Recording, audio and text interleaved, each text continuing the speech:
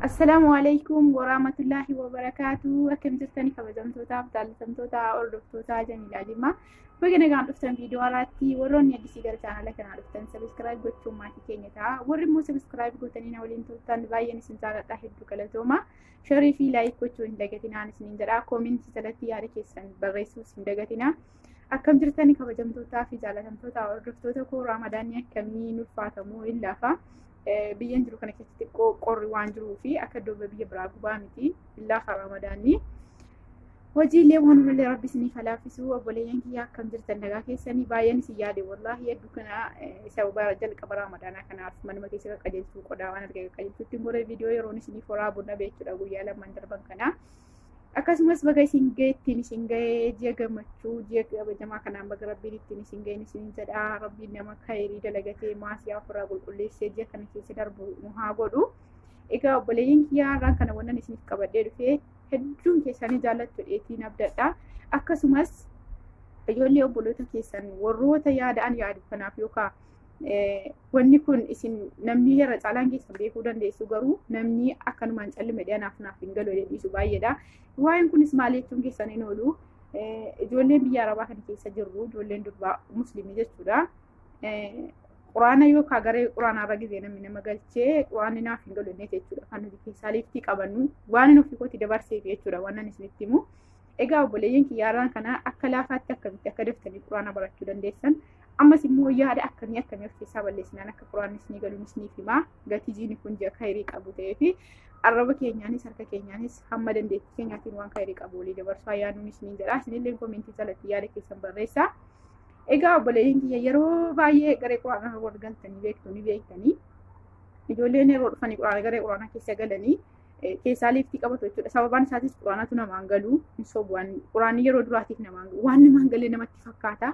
Waan ulfaataa waan namaan galle tokko namatti fakkaata jechuudha. Garuu utuu keessa taa'amee baratamee qarahamee inuma namaa gala namni tokko garaa haadha isaa keessaa fudhatee gadi ba'ee hin jiru. Dirma irratti gadi ba'ee bare jechuudha.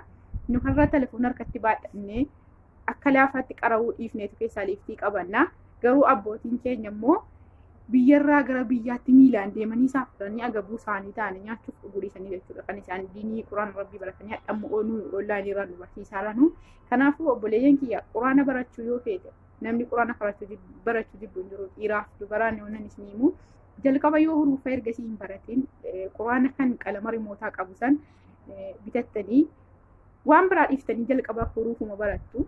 Harfii erga fixanii booda hurufa alifaa fataa kasraa hunda isaa eega barattanii booda achi booda jechuudha kan isin gareerra seenuu qabdanu akkaan yaadutti yoo gareen hurufaa jiraate garee hurufaa irratti hurufa erga barattanii booda quraana isaaniitti gaafa seentanii tokkoffaa quraanni akkasii galu yoo feete sagantaa itti quraana qaraatu san fakkeenyaaf yoo irratti sa'aatii 2 qabda ta'e sa'aatii tokko guutuu quraana koo qo'adheen quraana koo barachuu qaba dhiisan mukeetti murteessi achi booda quraanuma keessan irra taa'ee qo'adhu jechuudha. Gidduun telefoona kaasaa, gidduun janajjanaa, gidduun waan biraa yuutuubara seentee ilaalaa, gidduun ammas nama jalaa telefoona kaaftee haasaa sammuun kan kee bakka hundatti waan faca'uu fi siin galu jechuudha.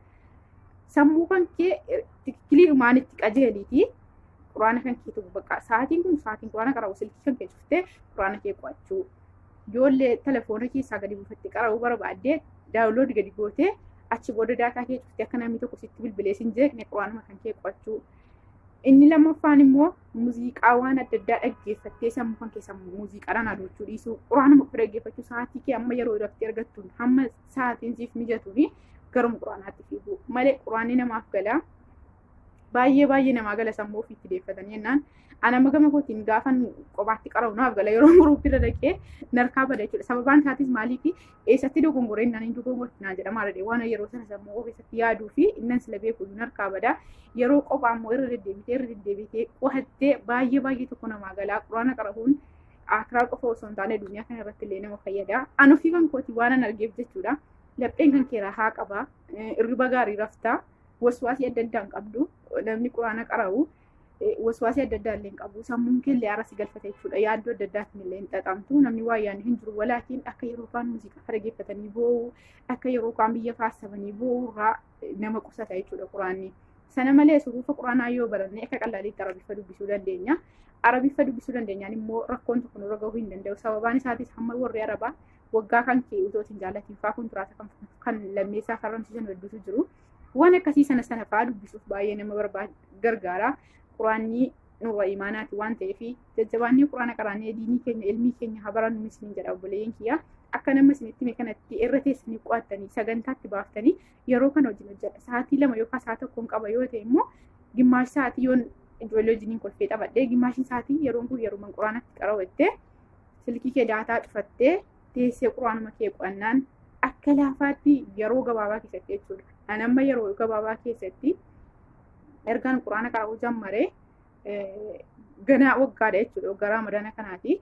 Hamma garuu ija isaa hunda isaa baree quraanas garee irrattis qaraan jira. Qophaa kan ku garuu yoon dogongores bakka tokkotti yoo huruufni maqxawaan wanta adda addaa keessa galaan huruufni maqxawaan gisee keessa galee naa dubbifamuu dide malee hunda isaa ija isaa bareetiin jira jechuudha.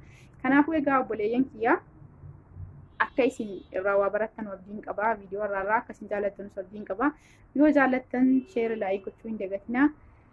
Akkasii kun akkasii inni dhuma ammoo dhaamsa tokkoon qabaa.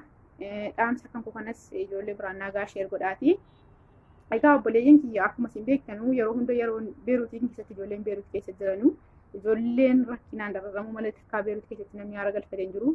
Dhibba keessaa parsantii tokkittiidha jechuudha yoo ta'e kan jireenya isaa hunda akka gammachuutti hojjetatee biyya isaatti gale. Inni kaan immoo inni kaan birrii dhowwatamaa inni kaan madaamii turukuttee baaftii rakkina malee gammachuu takkaa gurri keenya hin dhaga'u. Yeroo hammaa kanatti immoo baay'ee tokko jechuudha ijoolleen beeruutiin keessa jiran kan isaan rakkataa jiranu. Kanaafuu mootummaan biyya keenyaa yoo nu dhagaa ta'e akka hojiin karaa hundaan itti baay'atee jiru hundi keessanuu ni beektanii nus ni beekna. Walaakin ijoollee kanaaf akka biyyatti galuudhaaf karaa mijatuuf sagalee taafin isiniin jedha. Baay'ee rakkataaraan ijoolleen beeruutiin keessa jiranuu warri badanii bakkee jiran kaasatan kiraayii manaa waan kaffalanuu qabanu waan nyaatan qabanu. Kiraayin manaa kaffalamuu dhiifnaan immoo waraanni mana keessaa baasanii karaa irratti gatu rakkoo hamaa keessa bu'uuf deemu jechuudha.